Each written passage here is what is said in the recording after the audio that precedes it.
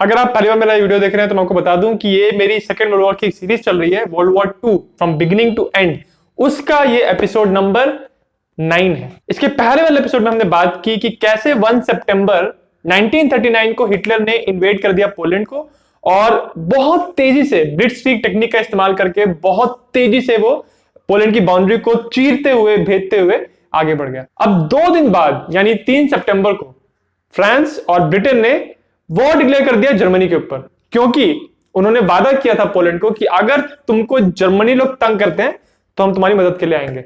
तो आज की वीडियो में हम बात करेंगे कि जब 3 सितंबर को वॉर डिक्लेयर हो गया उसके बाद क्या हुआ। कहानी शुरू होती है सितंबर 3, 1939 को।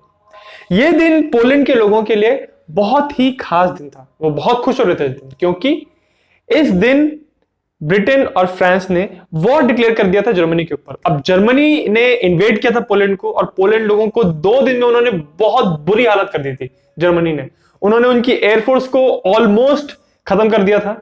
उनके पास एयर सुप्रीमेसी हो गई थी। मतलब वो आते थे पोलैंड की सिटीज पे बॉम्बिंग करते थे और यहाँ की जनता सिर्फ भागती थी, अपने आप को बचाती थी, बाकी कोई तरीका ही नहीं था उनको रोकने का। ये सब देख के वहां की जनता, वहां की आर्म फोर्सेस बहुत परेशान हो रही थी कि क्या होगा। बट जब 3 सितंबर को वॉर डिक्लेयर किया ब्रिटेन ने, तो इन लोग को एक उम्मीद मिली कि ठीक है, अब जब ये लोग लड़ाई करेंगे जर्मनी से तो इनके ऊपर जो पोलैंड पे जो हमला हो रहा है वो थोड़ा ढीला पड़ेगा हिटलर की तरफ से। अब पोलैंड के लोगों को लग रहा था कि इन्होंने वॉर डिक्लेयर किया है तो ये ऐसे अटैक करना शुरू कर देंगे, तुरंत ये जर्मनी पे हमला करेंगे। परंतु ऐसा बिल्कुल भी नहीं हुआ। 7 सितंबर को जाके, यानी 3 सितंबर को उन्होंने वॉर डिक्लेयर किया था, बट 5वें दिन जाके 10 फ्रेंच डिविजन्स उन्होंने जाके सारलैंड का जो रीजन था जर्मनी का, उसके अंदर उन्होंने एंट्री की। उसका रीजन ये था कि वो जानते थे कि अगर उन्होंने बहुत तेजी से हमला किया जर्मनी के ऊपर और जर्मनी ने जो भी पोलैंड पे फोकस कर रहा है, अगर उसने नजर हटाई और फ्रांस पे फोकस करना शुरू किया तो फ्रांस लोग डिफेंड नहीं कर पाएंगे अपने आप को जर्मनी की वेल्टमार्क से। उनकी आर्म फोर्सेस का सामना नहीं कर पाएंगे फ्रेंच लोग। इसीलिए उन्होंने जाके 5 मील पे जाके लोग रुक गए और दैट्स इट। पूरे पोलैंड के इन्वेजन के दौरान फ्रेंच लोगों का जो अटैक वो सिर्फ 5 मील तक था सारलैंड के रीजन में। ये सपोर्ट किया फ्रेंच लोगों ने पोलैंड को। फ्रेंच लोग ये उम्मीद कर रहे थे कि पोलैंड लोग, यार 4th largest army of Europe है उनके पास, इतनी बड़ी आर्मी है और इतना बड़ा देश है वो, तो कुछ समय तक तो रेजिस्ट करेंगे, कुछ समय तक तो रोकेंगे हिटलर को। जितने समय तक वो रोकेंगे हिटलर को, उतने टाइम तक फ्रेंच लोगों को और समय मिल जाएगा अपने आप को रीआर्म करने के लिए, अपने आप को मजबूत करने के लिए। बट ऐसा हो नहीं रहा था और धीरे धीरे धीरे पोलैंड लोग को समझ में आने लग गया कि वो इस लड़ाई में अकेले हैं, कोई भी उनकी मदद करने के लिए नहीं आने वाला। और ये जो रियलाइजेशन था पोलैंड के लोगों के लिए, इस बात का जो एहसास था वो बहुत ही पेनफुल था, बहुत ही दुखदाई था, क्योंकि वो अब उनको पता था कि अब उनको कोई बचा नहीं सकता हिटलर के प्रकोप से। सितंबर 7 तक पोलैंड की जो राजधानी है वॉर्सो, उसको घेर लिया गया पूरी तरह। उसके बाद वहां की जो गवर्नमेंट थी, जो चीफ ऑफ स्टाफ था, वो पूरी गवर्नमेंट को लेके वहां से निकल गया। उस बंदे का नाम था मार्शल एडवर्ड, और उसको लगा कि अब यहां पे रहने का कोई फायदा नहीं है, इसको अब डिफेंड नहीं कर सकते। जैसे ही वॉर्सो की गवर्नमेंट वहां से भाग गई, उसके बाद वॉर्सो का जो कम्युनिकेशन लाइंस था, उनका जो लॉजिस्टिक सपोर्ट था पीछे से, कोलैप्स कर गया पूरी तरह, धराशायी हो गया। अब कोई भी मदद नहीं थी वॉर्सो के पास बाहर से। इसके पहले 6 सितंबर को पोलैंड का एक और महत्वपूर्ण शहर क्राको, उस पर कब्जा हो गया था जर्मन्स का। उसके अलावा 13 सितंबर को जाके एक और बड़ा शहर जो है पोलैंड का, वो जर्मनी के हाथ में आ गया। ऐसा नहीं था कि पोलिश फोर्सेस ने कुछ भी नहीं किया, उन्होंने काउंटर अटैक नहीं किया। 10 सितंबर को पोलिश फोर्सेस ने एक हल्का सा काउंटर अटैक किया था और उस काउंटर अटैक ने जो जर्मनी का जो एडवांस था तेजी से, उसको थोड़ा डिस्टर्ब किया था। बट फिर भी जैसा मैंने पहले बताया था कि जर्मनी की मिलिट्री माइट, उनके पास टैंक्स थे इतने अच्छे, उनके पास एकदम एडवांस्ड लुफ्टवाफे थी, इतना अच्छा एयरफोर्स था, उनके सामने पोलिश रेजिस्टेंस बहुत ही कमजोर दिख रहा। जो पोलैंड के लोगों ने रेजिस्टेंस दिखाया जर्मनी के अगेंस्ट, उससे रिलेटेड बहुत सारी कहानियां चलती। ये जो पूरा इन्वेजन किया था पोलैंड पे जर्मनी ने, इसमें एक बहुत इंपॉर्टेंट, बहुत ही खास बात निकल के सामने आई पूरी दुनिया के सामने उस टाइम, और वो ये थी कि ये पहली बार था जब पूरी दुनिया ने देखा कि जर्मनी की जो इन्वेडिंग आर्मी थी, जो उनकी फोर्सेस थी, वो किस तरह से बदसलूकी और एट्रोसिटीज कर रहे हैं पोलिश की जनता के ऊपर। पहली बार दुनिया ने देखा कि कैसे ये लोग इनडिस्क्रिमिनेटली लोगों को मार रहे हैं, सिविलियंस को मार रहे हैं। बट जर्मनी की फोर्सेस, जर्मनी के फौजी पोलैंड के लोगों को इतनी बुरी तरह इनडिस्क्रिमिनेटली क्यों मार रहे थे तो वो भी इंसान ही। क्यों कोई एक इंसान इतनी बेरहमी से सिविलियंस को मारेगा? उसका रीजन ये था कि जब हिटलर पावर में आ गया था 1933 में, तो उसने बहुत फोकस किया अपने प्रोपेगेंडा को स्ट्रॉन्ग करने के लिए। यानी वो जर्मनी की जनता को इस बात को लगातार विश्वास दिला रहा था कि जितनी भी जर्मनी की समस्याएं हैं, उन सारी समस्याओं की जड़ कहीं ना कहीं ज्यूज हैं, और पोलैंड में काफी ज्यूज रहते थे। तो जो जर्मनी की जनता थी, जो जर्मनी के फौजी थे, यंग लड़के थे, जो अब लड़ाई में शामिल थे, जो पोलैंड को इन्वेड कर रहे थे, उनके मन में परसेप्शन था कि जर्मनी की जितनी भी कठिनाइयां हैं, जितनी भी प्रॉब्लम्स हैं, वो कहीं ना कहीं ज्यूज से रिलेटेड है, और ज्यूज ईविल होते हैं, मतलब पापी होते हैं वो लोग, और हमको उनको मिटाना है। और यहां तक कि सितंबर के महीने में 1939 में शुरू के दिनों में ऐसी नहीं जा रही थी जर्मनी में कि पोलैंड में एथनिक जर्मन्स है कुछ, उनको घेर के उनको मैसेकर कर दिया गया, उनको मार दिया गया। तो ये सारी जो न्यूज थी, ये जो सारा प्रोपेगेंडा था, और जो सारा जो सोच था, ये जर्मनी के जो फौजी थे उनके मन में बिल्कुल घर कर गया था। और अब जब वो मार्च कर रहे थे पोलैंड में, तो उनको लग रहा था कि वो एथनिक जर्मन्स को, अपने देशवासियों को बचाने के लिए पोलैंड में जा रहे हैं। वो एक डिफेंसिव वॉर कर रहे हैं। अपने सारे जो उनके देश के लोग हैं जो अब पोलैंड में रहते हैं, उनको बचाने के लिए वो लोग पोलैंड को निस्तो नाबूद कर देंगे, मिटा देंगे पोलैंड को। और इस वजह से जो जर्मन आर्मी है वो इनडिस्क्रिमिनेटली पोलैंड के सिविलियंस को मार रही थी। अब पोलैंड की जनता पूरी तरह बेहाल हो चुकी थी, बुरी तरह लोगों को मारा जा रहा था सड़कों पे, और अब वो सिर्फ और सिर्फ वेट कर रहे थे कि कब फ्रेंच लोग आएंगे, कब ब्रिटिश फोर्सेस आएंगी और उनकी मदद करेंगी। इसीलिए पोलैंड की जनता को इंतजार था 17 सितंबर का। यह वो दिन था जब फ्रेंच लोगों ने वादा किया था पोलैंड को कि वो वेस्टर्न फ्रंट पे मिलिट्री एक्शन लेंगे जर्मनी के अगेंस्ट। तो फिर से उनके मन में उम्मीद थी, पोलैंड के मन में, कि अब यहाँ पे एक्शन लेंगे तो कुछ ना कुछ होगा, और जो जर्मनी लोग पूरा फोकस करके उन पे हमला कर रहे हैं पोलैंड पे, वो थोड़ा सा रिलैक्स हो जाएगा। बट ऐसा हुआ नहीं। 17 सितंबर को कुछ और ही हुआ। पोलैंड की जनता दहशत में देखती रह गई जब 17 सितंबर को फ्रेंच ने हमला तो नहीं किया, बट ईस्टर्न फ्रंट से सोवियत यूनियन ने आके पोलैंड पे हमला किया। अब एक तरफ थे जर्मन्स और एक तरफ थे सोवियत यूनियन के लोग, दोनों ताकतवर कंट्री पोलैंड पे दोनों तरफ से हमला कर रहे थे। अभी तक थोड़ी बहुत भी, कहीं भी हल्की से भी उम्मीद बाकी थी अगर पोल्स की, तो वो उम्मीद अब पूरी तरह नष्ट हो गई जब सोवियत यूनियन ने 17 सितंबर को अपना हमला शुरू कर दिया ईस्टर्न साइड से। सोवियत यूनियन ने उस हमले को जस्टिफाई करने के लिए यह कहा, उनके फॉरेन मिनिस्टर मोलोटोव ने यह कहा कि अब पोलैंड वैसे भी एक रिपब्लिक रह नहीं गया है, उस पर जर्मनी ने हमला कर दिया है, तो जो पोलैंड में हमारे जो एथनिक रशियंस जो हैं, यूरोपियंस हैं, उनको हमको बचाना है, इसलिए उनको बचाने के लिए हमको इनके देश को इन्वेड करना पड़ेगा। एक बार फिर से ऐसा हुआ था कि एक बहुत बड़े, एक विशाल कंट्री ने एक छोटे कंट्री पे हमला किया था। इस वजह से सब लोग ये देख रहे थे कि अब क्या होगा। क्या ब्रिटेन और फ्रांस, जिन्होंने संधि की है पोलैंड के साथ, उनको वादा किया है कि उनकी इंडिपेंडेंस को वो लोग प्रोटेक्ट करेंगे, क्या अब वो लोग रशिया पे वॉर डिक्लेयर करेंगे? इनफैक्ट हिटलर भी उम्मीद कर रहा था कि ये दोनों कंट्रीज वॉर डिक्लेयर कर दे सोवियत यूनियन के ऊपर, ताकि सोवियत यूनियन पूरी तरह से यूरोप में आइसोलेट हो जाए, अलग हो जाए, और फिर जो हिटलर का प्लान था सोवियत यूनियन को इन्वेड करने का, वो उसके लिए आसान हो जाए। तो सोवियत यूनियन ने जब इन्वेड किया पोलैंड को, उसके बाद फ्रांस के अंदर, ब्रिटेन के अंदर बहुत डिस्कशन होने लग गया कि क्या करें, क्या वॉर डिक्लेयर करना चाहिए क्या। बट अल्टीमेटली जो ब्रिटेन का फॉरेन ऑफिस था, उन्होंने डिक्लेयर किया कि हम सोवियत यूनियन पे वॉर डिक्लेयर नहीं करेंगे। उन्होंने इस तरह से, जो पोलैंड के साथ उनका पैक्ट था, उन्होंने इस तरह से इंटरप्रेट किया कि हमने जो पैक्ट किया है वो सिर्फ जर्मन एग्रेशन के अगेंस्ट था। मतलब अगर पोलैंड पे जर्मनी हमला करती है तो हम आपकी रक्षा करेंगे। रशिया के लिए यह बात नहीं थी, सोवियत यूनियन के लिए यह पैक्ट नहीं था।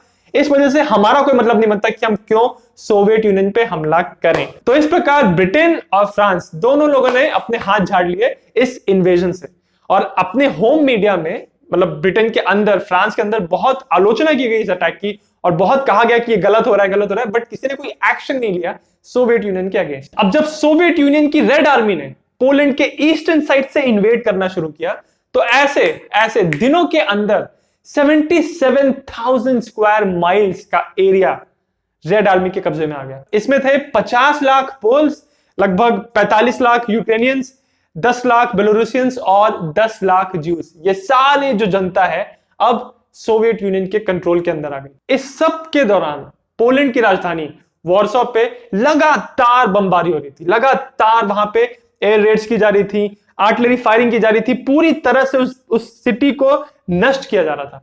और अभी भी पोलैंड के लोगों को, वॉर्सो के लोगों को उम्मीद थी कि ब्रिटिश लोग आएंगे, ब्रिटिश लोग आएंगे। वो ऐसा कहते हैं ना कि जब आपके सामने सारे रास्ते बंद हो चुके होते हैं तो आप बस कामना करते हो, बस आप उम्मीद करते हो कि कोई मेरी मदद कर जाए। वही चीज पोलैंड के लोग कर रहे थे।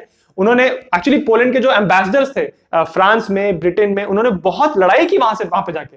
उन्होंने कहा कि ये क्या बात हुई यार, हमने आपसे पैक्ट किया था, इस संधि का, इस समझौते का कुछ मतलब होता है। इसी बात के लिए संधि की गई थी कि अगर हम पे हमला होगा तो आप हमारी मदद करेंगे, बट क्या कर रहे हो आप। बट फ्रांस और ब्रिटेन का एक ही जवाब था कि अरे भाई हमारी खुद की हालत बहुत खराब है, पहले हम अपने आप को बचा लें। और वहां की जनता भी ये कह रही थी कि अरे डर रहे थे वो लोग, क्योंकि वो कैसे मदद करेंगे, उनकी अपनी ही हालत टाइट थी।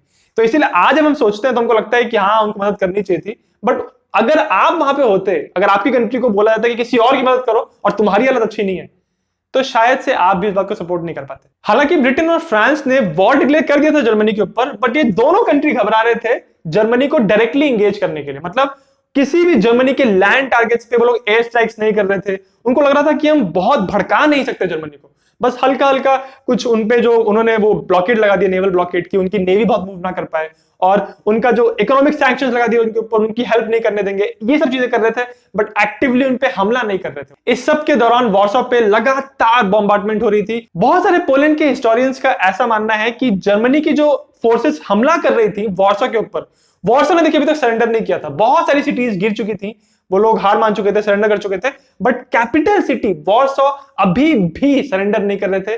वो लोग बोल रहे थे कि हम एंड तक लड़ते रहेंगे। और इस वजह से बहुत सारे पोलैंड के हिस्टोरियंस ये मानते हैं कि जर्मनी की जो फोर्सेस थी उन्होंने ठान लिया था कि अब वो पोलैंड को, जो वॉर्सो जो सिटी है, उसको पूरी तरह निस्तोनाबूद कर देंगे, उसको मिटा देंगे। हालांकि वो चाहते तो जाके कैप्चर कर सकते थे वॉर्सो को, बट उनको था कि अब ये लोग मान नहीं रहे ना, तो हम इनको पूरी तरह तोड़ देंगे। और वही उन्होंने किया। सारी जो वॉर्सो की अच्छी अच्छी सुंदर सुंदर आर्किटेक्चरल मार्वल्स थे, वहां पे अच्छी अच्छी बिल्डिंग्स थी, सब कुछ तहस नहस कर दिया उन्होंने। और फिर फाइनली 28 सितंबर का वो दिन था जब वॉर्सो ने भी गिव अप कर दिया, और अब वॉर्सो जर्मन कंट्रोल के अंदर। बहुत सारे पोलिश आर्मी के लोग, बहुत सारे पोलैंड के सिविलियंस जर्मनी के इस ऑनस्लॉट से अपने आप को बचाने के लिए ईस्ट की तरफ भाग रहे थे, बट वहां उनको मिल रही थी रेड आर्मी, सोवियत यूनियन की आर्मी, और वहां भी उनके साथ वही हशर हो रहा था। तो ये दोनों तरफ से एकदम फंस चुके थे पोलैंड के लोग। ये जो पूरा पोलिश कैंपेन था, इसमें लगभग 70,000 पोलिश सोल्जर्स की जान गई। इसके डबल लगभग 1,40,000 पोलिश सोल्जर्स को वूंड कर दिया गया, वो लोग लड़ाई के लायक नहीं रहे। और उससे कहीं ज्यादा लगभग 7 लाख लोगों को हिटलर की फौज ने प्रिजनर बना लिया, प्रिजनर ऑफ वॉर। इसके जवाब में अगर जर्मनी की हालत देखी जाए तो उन्होंने लगभग 16,000 फौजियों को गवा दिया और 30,000 फौजी उनके इंजर हो गए थे, वुंड हो गए थे। सोवियत यूनियन इस कैंपेन में 17 सितंबर को आए थे, और अक्टूबर के 6 अक्टूबर तक आते आते पोलैंड में सारा जो एक्शन है, मिलिट्री एक्शन, खत्म हो चुका था। तो सोवियत यूनियन के लिए ये कैंपेन बहुत ही अच्छा था, क्योंकि 4,000 से भी कम कैजुअलिटीज उनकी हुई थी, और उन्होंने इतना बड़ा पोलैंड का रीजन अपने हाथ में ले लिया। ऑलमोस्ट जो ईस्टर्न रीजन था पोलैंड का, जो नाजी सोवियत पैक्ट हुआ था 23 अगस्त को 1939 में, उस पैक्ट के अकॉर्डिंग जो उन्होंने पहले डिसाइड किया था कि ये हिस्सा, ईस्टर्न हिस्सा सोवियत इन्फ्लुएंस में रहेगा और वेस्टर्न हिस्सा जर्मन इन्फ्लुएंस में रहेगा, ये उन्होंने ऑलरेडी डिवाइड कर लिया था। ये जो पूरा पोलिश कैंपेन चला था, जिसकी शुरुआत हिटलर ने की थी और बाद में उसमें स्टालिन आ गया था, ये पूरा कैंपेन लगभग 1 महीने चला। और इसीलिए ऐसा कहते हैं कि 1 महीने के अंदर पोलैंड पूरे शहर पे विजय प्राप्त कर ली थी हिटलर और स्टालिन ने। ये देख के आज जब हम ये सोचते हैं तो ये बहुत बड़ी बात लगती है। आप सोचिए 1 महीने में किसी देश को, पूरे देश को कैप्चर कर लेना, ये बहुत ही बड़ी बात है। और यही रिएक्शन उस टाइम भी लोगों का था। ब्रिटेन और फ्रांस विश्वास नहीं कर पा रहे थे कि 1 महीने में कैसे हार गए, और इसी वजह से स्पेशली ब्रिटेन बहुत फ्रस्ट्रेट हो रहे थे, क्योंकि उनको ये उम्मीद थी कि यार पोलैंड के पास 4th लार्जेस्ट आर्मी है यूरोप की, वो कुछ तो रेजिस्टेंस दिखाएंगे, वो बहुत समय तक रोक पाएंगे जर्मन्स को और रशियंस को, बट ऐसा नहीं हुआ। और इस वजह से टाइम नहीं मिला ब्रिटिश लोगों को, फ्रेंच लोगों को अपने आप को रीआर्म करने के लिए, अपने देश को, अपने डिफेंस को मजबूत करने के लिए। इस पूरे हमले के दौरान बहुत सारे पोलैंड के ऐसे लोग थे जो पोलैंड को छोड़ छोड़ के भाग रहे थे। कुछ लोग चले गए इटली की तरफ, कुछ लोग ब्रिटेन में भी आ गए थे। लगभग 30,000 पोलैंड के जो सिपाही थे उन्होंने ब्रिटिश फौज में सर्व किया था। इनमें से जो 1/3 फौजी थे वो तो पायलट्स थे, तो उन्होंने एक्चुअली आरएएफ यानी रॉयल एयरफोर्स में पार्टिसिपेट किया था और जर्मनी के खिलाफ लड़ाई की थी, क्योंकि उनके अंदर ये देशभक्ति की भावना थी। वो जानते थे कि उनके देश को पूरी तरह कैप्चर कर लिया गया है और उनको इस बेइज्जती का, इस बदनामी का बदला लेना है। तो इसीलिए ऐसा कहते थे उस जमाने में कि जो वर्ल्ड वॉर 2 के दौरान पोलिश पायलट्स थे आरएएफ के पास, वो बहुत ही मजबूत और बहुत ही पैशनेट पायलट्स। 1 महीने के अंदर पूरा पोलिश कैंपेन खत्म हो चुका था और अब हिटलर की जो पॉपुलैरिटी थी जर्मनी के अंदर, वो तो एकदम आसमान को छू गई।